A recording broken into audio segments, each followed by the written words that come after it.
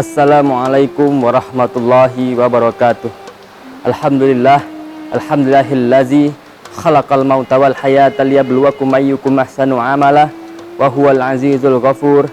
Asyhadu an la ilaha illallah wahdahu la syarikalah wa asyhadu anna Muhammadan abduhu wa rasuluh la rasula wa la nabiyya ba'dah.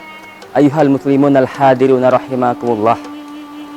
Dalam bulan Ramadan yang penuh berkah ini, salah satu peristiwa yang paling agung yaitu diturunkannya Al-Quran. Maka bulan Ramadan ini tidak terlepas dari Al-Quran. Ayuhal muslimun al-hadirun rahimakumullah. Banyak orang yang mengaku mencintai Al-Quran, tapi dalam sehari-harinya ia lebih banyak berinteraksi dengan gadget daripada berlama-lama duduk bersama Al-Quran. Bagaimana mungkin dia dikatakan mencintai Al-Quran sementara dia lebih tahan berlama-lama memainkan keyboard ponsel daripada memegang Al-Quran? Tidak mampu menahan rasa kantuk menghampiri saat menyentuh Al-Quran. Al-Quran hanya dijadikan pajangan di rumah yang hanya dibaca saat awal Ramadan saja dalam setiap tahunnya. Al-Quran mungkin diinstal juga di dalam gadgetnya, namun hanya dibaca ketika sempat saja. Bandingkan ketika kita membaca berita terbaru atau info terbaru dari gadget kita, sangatlah jauh sekali perbandingannya durasi membaca Al-Quran dengan aktivitas membaca hal-hal yang lainnya. Bagaimana bisa kita yakin dengan ucapan kita sendiri bahwa kita benar-benar mencintai Al-Quran, sementara perilaku kita, tindakan nyata kita tidak membuktikan kebenaran ucapan kita? Bukankah itu bukti kemunafikan kita? Wal iyaz billah. Ayuhal muslimun al-hadirun rahimakumullah. Mencintai adalah sesuatu yang hal yang perlu diusaha dan butuh perjuangan, termasuk juga mencintai Al-Quran. Ada beberapa cara agar mampu mencintai Al-Quran. Di antaranya, pertama, memperbanyak membaca Al-Quran. Membaca Al-Quran di sini bukan soal kuantitas tetapi kualitas, yaitu membaca dengan tertil dan memahami kandungan maknanya. Sebab dengan memahami makna akan terungkap keindahan Al-Quran.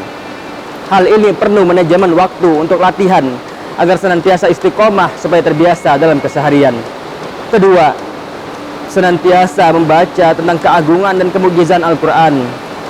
Sebab dengan banyak membaca keagungan Al-Quran, hati akan terpaut untuk selalu membaca Al-Quran dan berusaha memahami Al-Quran. Ketiga, memperbanyak membaca sejarah para sahabat, ulama salaf, dan biografi ulama ashul. Memperbanyak bergaul dengan lingkungan Al-Quran, sebab dalam perjalanan hidup mereka terdapat uswah, teladan untuk ditiru dan inspirasi untuk diikuti. Keempat, berdoa kepada Allah agar senantiasa diberikan kemudahan mencintai Al-Quran dan mencapai cintanya, karena doa adalah senjata orang mukmin.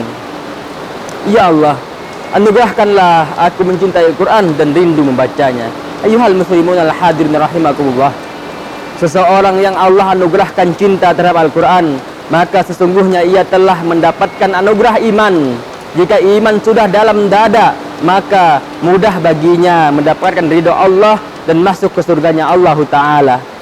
Maka marilah, selagi kita masih diberikan nikmat kesehatan, diberikan nikmat kesempatan, diberikan nikmat usia, masih menemui bulan Ramadan yang mulia tahun ini, di bulan turunnya Al-Quran, menerangi serta mengimplementasikan kandungan maknanya, sehingga umat Islam bisa meraih kembali kejayaan, memimpin kembali peradaban, dan kita mendapatkan kemuliaan di hadapan Allah, zat pemilik alam. Semoga Allah Ta'ala selalu membimbing kita, memberikan pertolongan pada kita untuk terus istiqomah di jalannya. Amin amin ya rabbal alamin. Wallahu muwaffiq ila ahkamit thoriq. Wassalamualaikum warahmatullahi wabarakatuh.